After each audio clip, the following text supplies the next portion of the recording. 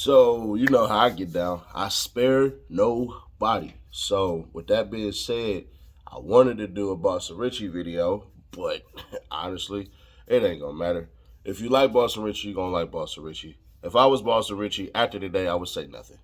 And then nobody would care. Let's just be honest. All right, so the bigger thing was there was a news clip that came out about 1090 Jake. Now, let's get this out the way. Are me and Jake cool? Yeah. Will me and Jake be cool after this? Wait to the end and I'll let you know. No on the night team, drugs, weapons, and cell phones inside Florida prisons. Videos secretly recorded by inmates themselves expose the ongoing contraband crisis behind bars. Brian Enton shows us in tonight's 7 Investigates.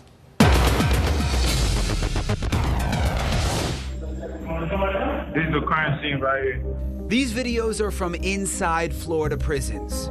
Hey, old school is great. Inmates passed out on the floor. This is what a look like on mother K2. They're on camera smoking. Hold it. 10, 9. And bragging about having drugs behind bars. How easy is it to get drugs in a Florida prison? Every single compound I hit, there was all types of drugs on there, whether it's prescription pills, Molly, some spots there was cocaine and meth, but nothing more common than K2. Jacob Cherry, a former inmate, posted the videos to YouTube. 1, 2, 3, 4 flips. He says Florida inmates currently behind bars recorded the videos using cell phones smuggled inside. The videos are graphic. In one disturbing clip, water is sprayed on an inmate who appears to be convulsing on the floor. You all right? It's not my room. People are laid out on the floor, not responding, and there's no staff present, there's no staff seeing this. The Florida Department of Corrections tells 7 News they are aware of the videos, and the agency takes this information seriously. They call contraband in prisons a national epidemic and say corrections officers are diligent when they search inmates, but sometimes it's the officers bringing the drugs and cell phones inside. The majority of the drugs that I know of that are coming inside is through the guides. When you're not really making any money and a $30 phone on the street turns into a $1,200 phone inside a prison, a lot of people are gonna do it. The state says in 1 year, about 12,000 weapons were found in Florida prisons, 36,000 grams of K2, which is a synthetic drug that can be laced with dangerous chemicals, and almost 9,000 cell phones. This is not our first time looking into the contraband problems. You missing one thing though, where the machete at? In 2018, we discovered this video that showed an inmate pulling a machete out of his pants and another inmate popping prescription pain pills. Perk 10, man, to wash away the pain, you hear me? How did you get the cell phone in? Oh, that was a long story there. I don't really feel like putting it out there. They don't search the place. We showed State Representative Bobby DuBose some of the videos. How neglected has the prison system been over the years? Oh man, I mean, you know, I'm talking about not paying, you know, the officers enough, the infrastructure, the prisons are bad. I would say horrible. DuBose says the Florida Department of Corrections desperately needs more money to fix the problems. Florida Governor Ron DeSantis has recommended $60.6 million to boost pay and beef up staffing in prisons.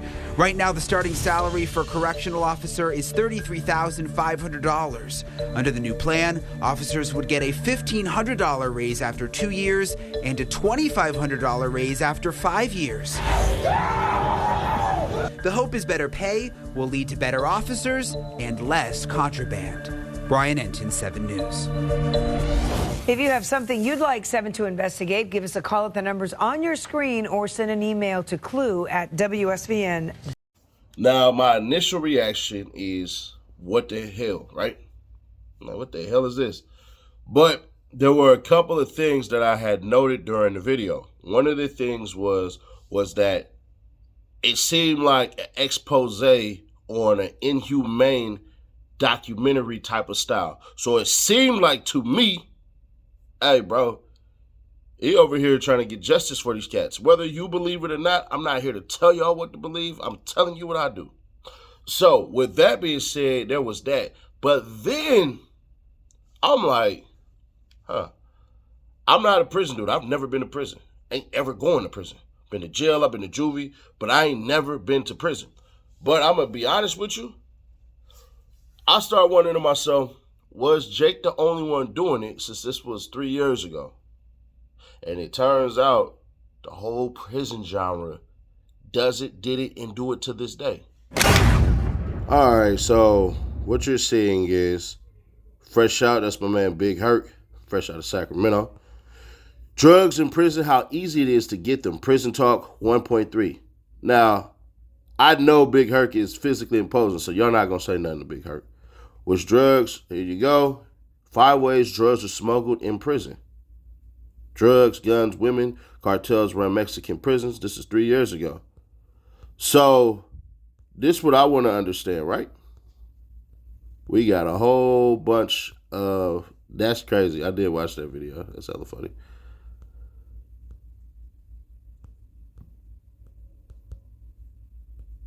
But there are a bevy of prisoners are going viral on TikTok. Inmates buy drugs. Look at A&E. Drugged up, locked in prison. So it's stuff like this where they have videos and people who have been in prison where they talk about it. So, once again, I would have it look. Lockdown 23-1, drug prices in prison, the facts, stuff like this. Getting and using drugs in prison 6 years ago, right? So, this is all I'm saying. I gotta watch this. Let me make sure. Growing up. Yeah. I'm gonna watch that. But either way it go, man. Prisoners make $10K selling drugs in jail. 11 years ago. You see what I'm saying? Inside our jails, chaos, violence, and alleged drug dealing. Channel 4 News. 7 years ago. How does it get in? This is all I'm asking.